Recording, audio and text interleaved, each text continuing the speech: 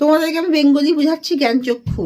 জ্ঞানচক্ষুতে তপনের জ্ঞানচক্ষু কেন খুলে গিয়েছিল? কারণ তপন একটি গল্প লিখেছিল এবং সে নিজের প্রথম দিনের বিদ্যালয়ে অভিজ্ঞতা নিয়ে সে একটি গল্প লেখে। আর সেই গল্পটি সে পত্রিকায় ছাপাতে চায়, কিন্তু তার ছোট মেশোর উপরে সে ভরসা করেছিল সেই গল্পটা সে সন্ধ্যা পত্রিকায় ছাপিয়ে দেবে।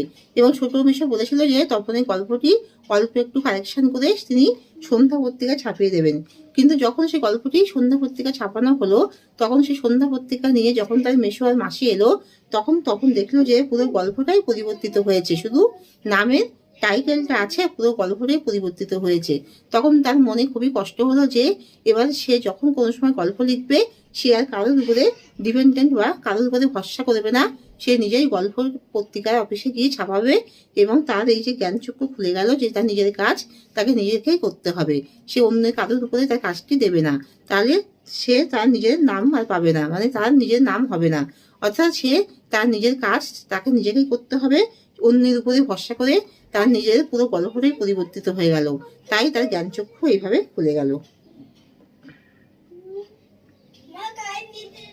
তোমাদের কার কার ভালো ভালো লেগেছে তারা সবাই কমেন্ট পাঠাও। আর সবাই কিন্তু লাইক আর সাবস্ক্রাইবটা দিয়ে দাও। লাইক আর সাবস্ক্রাইব দিতে কেউ ভুলো না। বাবু এদিকে এসো। আচ্ছা, সবাইয়ের সাথে কথা বলো, বলো তোমার কেন সাবস্ক্রাইবটা দিচ্ছ না? তুমি সাবস্ক্রাইব দিতে পারছো না, তোমার দিতে হবে না। এইসব বলে না বাবু, বলো সাবস্ক্রাইবটা দিয়ে দাও, বলো সাবস্ক্রাইবটা দিয়ে দাও। ওইসব বলো না বাবু, বলো সাবস্ক্রাইবটা দিয়ে দাও।